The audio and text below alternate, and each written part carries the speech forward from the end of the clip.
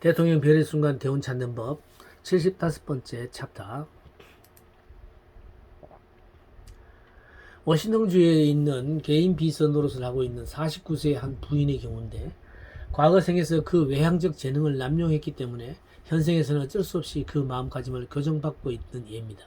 그녀가 관계하는 어떤 사교적 모임에서도 자신이 환영받지 못하는 인간이라고 느끼고 있습니다. 그녀는 3번의 연애 경험이 있었지만 3번 다 남자가 사랑을 맹세하고도 그녀를 버리고 다른 여자와 결혼했다고 말했습니다. 라이프 리딩은 그녀가 전생에서 오하이오주의 초기 이주자였음을 지적하면서 이렇게 말하고 있습니다.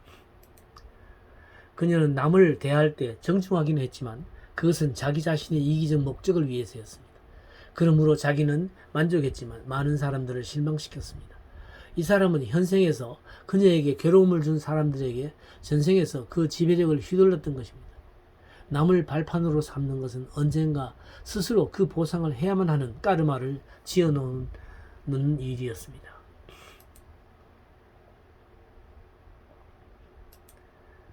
우주는 정직합니다. 우주는 그 속으로 던져 넣어진 것을 그대로 어김없이 되돌려줍니다. 이 부인의 비참한 상태는 그녀가 일찍이 남의 생활에 만들어 놓았던 상태를 거울처럼 대비쳐 보이고 있는 것입니다. 불안정하고 내향적인 성격이 되었는데 그것이 어른이 된 지금에도 계속되고 있는 것입니다.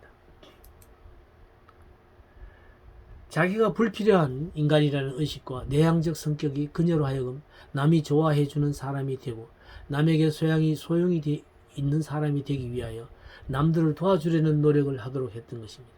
이와 같이 까르마의 수정적인 목적은 성취되어 가고 있습니다. 과거 생에서 이기적인 목적을 위해 함부로 쓰였던 그 사교적 능력은 현생에서 억압되어 있기 때문에 싫어도 성실하고 자기 희생적인 태도를 취함으로써 자기 자신을 사회에 순응시켜 나가야만 하는 것입니다. 사람들에게 실망을 한다는 경험은 상당히 일반적인 것이며 거기에는 거의 어김없이 부메랑적인 까르마가 작용하고 있다고 여겨집니다.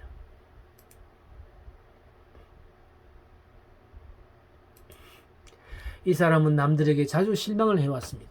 그러나 저 그리스도의 영원한 법칙을 깨닫고 자기가 뿌린 씨는 반드시 거두어 드려야 합니다. 당신은 남들을 실망시켰습니다. 그러므로 지금은 자기 자신의 실망을 통해서 인내라는 가장 아름답고 가장 신비로운 미덕을 배워야 하는 것입니다. 라고 캐시는 언급하고 있습니다. 외향적인 사람은 남의 감정을 무시하는 것이 특징입니다. 그러므로 자기 자신이 남들의 냉담한 무시에 희생되는 것이 가장 합당한 징벌인 것입니다. 인간은 뭔가 내적 장애나 좌절로 교정적인 억제가 가해질 때까지는 한번 생겨난 경향이 그대로 자꾸만 진행된다는 것을 말해주고 있습니다. 까르마의 교호작용. 타성이 그 극에 달하면 반대 방향의 운동이 유발되어 결과적으로 정반대의 상태에 이릅니다. 이러한 교호작용은 시계추의 진동처럼 균형이 잡힐 때까지 계속되는 것입니다. 가치를 기준으로 한 슈프랑거의 인간성 분류와 같은 심리적 유형론이든 또는 크레치머와 같은 육체적 유형론이든 그 모두가 정신과 육체의 심성적 성격의 외적 표현을 다루고 있는 것입니다. 케이시 리딩은 다음과 같이 말하고 있습니다. 현재의 유형론 체계는 영혼에게 영원한 최종적 낙인을 찍는 것은 아닙니다. 어떤 유형이건 그것은 의식의 일시적인 상태일 뿐이며 영원한 자아 성장 과정에서의 잠정적 상태에 불과한 것이라는 것입니다. 보복심의 까르마.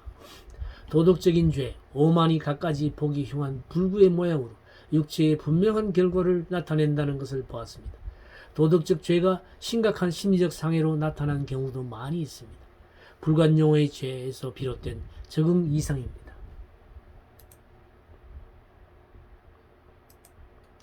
루이 14세 시대의 프랑스의 한 수녀의 경우인데 그녀는 엄격하고 냉담하여 남의 약점을 가차없이 들추어내고 비난했습니다.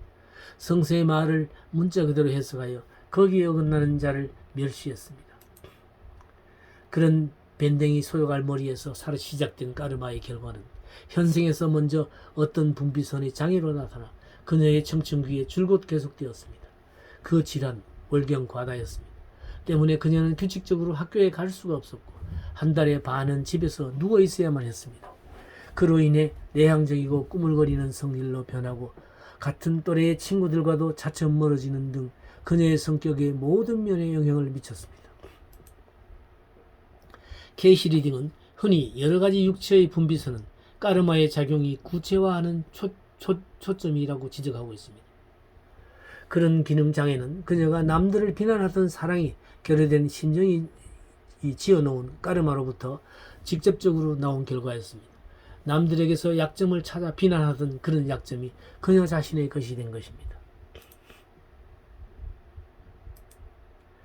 그녀는 뉴욕에서 모델이 되었으며 결혼을 했고 2차 세계대전 시 남편 없이 쓸쓸하고 고독한 시기를 잊기 위해 술을 입에 대고 유흥장에 나가고 타락한 생활을 하며 알코올 중독으로 몸을 망치고 말았습니다. 물론 남편과는 이혼했습니다. 이런 타락은 일견 그녀가 원래 타고난 성격의 결함에서 비롯된 것처럼 보일지도 모릅니다. 그러나 그 결함은 또 분비선의 장애라는 육체의 결함과도 얽혀 있습니다. 케이시 리딩은 흔히 여러가지 육체의 분비선은 까르마의 작용이 구체화하는 초점이라고 앞에서 지적했습니다. 그런 기능 장애는 그녀가 남들을 비난하던 사랑이 결여된 심경이 지어놓은 까르마로부터 직접적으로 나온 결과였습니다. 남들에게서 약점을 찾아 비난하던 그런 약점이 그녀 자신의 것이 된 것입니다. 남을 비웃는 사람과 마찬가지로 남을 비난하는 사람도 언젠가는 스스로 그 비난의 죄를 갚아야만 한다는 것입니다.